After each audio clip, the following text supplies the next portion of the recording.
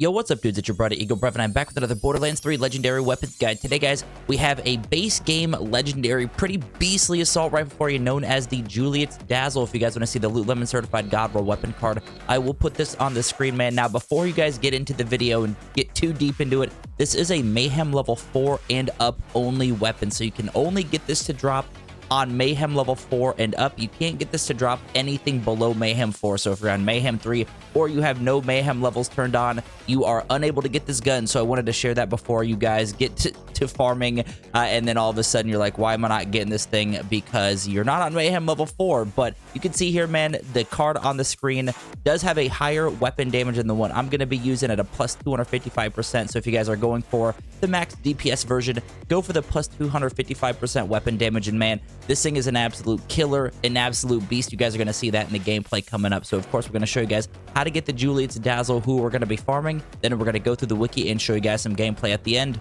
So, to get Juliet's Dazzle, we're going to be fast traveling to Eden 6, primarily Blackbarrel Cellars.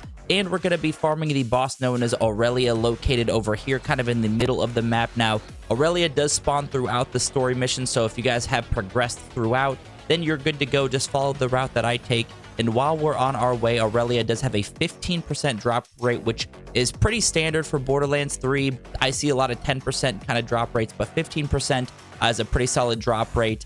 And the boss fight itself is kind of annoying because she does go into some phases where you can't damage her, and it takes a little bit to farm, but you save and quit basically right outside her arena, which makes it really easy to actually farm. It's just the boss fight itself can be a little annoying. Also, if you guys want to see this one-shot Zane build, I will put that in this description below, so go check that video out. But there it is, man. There is the drop. And again, as I mentioned, dudes, you have to be on Mayhem level 4 at least to get this weapon to drop. So just giving you that heads up before you start diving in and farming. But there it is, man. There is the drop. Now let's go ahead and jump into the wiki, show you guys some gameplay, and give you our rating. Juliet's Dazzle is a legendary assault rifle in Borderlands 3 manufactured by Torg. It is only dropped by Aurelia, Hammerlock, the Valkyrie Squad, and Wotan the Invincible on Mayhem 4 or above. The reason I picked Aurelia is because that has the best drop rate, as the others don't have that high of a drop rate, but you can get it from Valkyrie Squad and Wotan at a very low percentage. The special weapon effects, the red text says,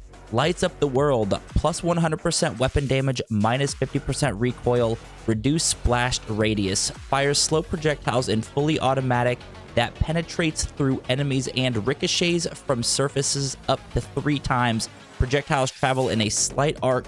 Also, it does come in either cryo or none. Killing an enemy refills the magazine, no alternate firing mode. The usage and description says, Juliet's Dazzle is a very high damage assault rifle overall. The magazine refill effect can greatly prolong the gain bonus elemental damage for the next 2 mags. Anointment's effect, as long as a steady stream of skills are achieved. It can also provide another source of ammo refill for Moes to allow the Green Monster class mod to reach maximum bonus damage. The cryo version is one of the highest single-shot damage cryo weapons available, which makes it a great weapon for Zane with the calm, cool, and collected and refreshment skills, or when used in the Cold Warrior class mod. Now, when I'm using this, of course, dudes, I'm using Flak, and I know you guys can get a lot of damage with Zane. I also think the anointment on here is a bonus to melee damage, so the anointment isn't the best. So when I do give the rating, it's basically going to be based off that and kind of my initial experience. But overall, man, the Juliet's Dazzle was a really fun gun to use, a really good one to get. And I kind of like these Mayhem level 4s and up weapons just because it gives you something to grind for late game. You can't just get this early game. It kind of forces you to actually get to that level to get the weapon. So I do like that route with it, but overall, pretty solid gun. So, of course, let me know in the comments below what your thoughts are on the Juliet's Dazzle. We've also been rating these on a scale from common to legendary, or basically a 1 to 5 rating. And again, as I mentioned, dudes, this is based off my experience with the anointment that I have, the build that I have, because I do know that this thing has a lot of potential, and I'm sure it could be really good with a build like Moes or Zane. But for the Juliet's Dazzle, we're going to give it an Eagle Brev certified rare rating. And of course, as I mentioned, I am using Flak, so with Flak, we're not really getting too much extra damage with cryo. I'm sure with Zane, it is absolutely insane. It still felt really good. I really like this gun for sure. Just the damage itself, there's a lot more better options for this build.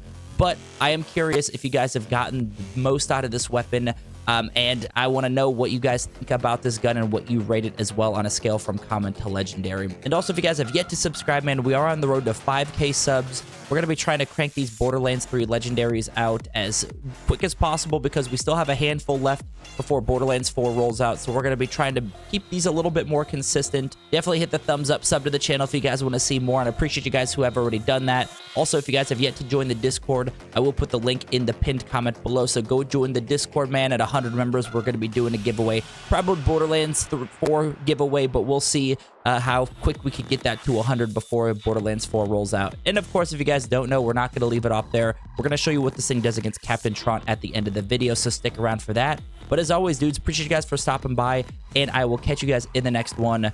Peace.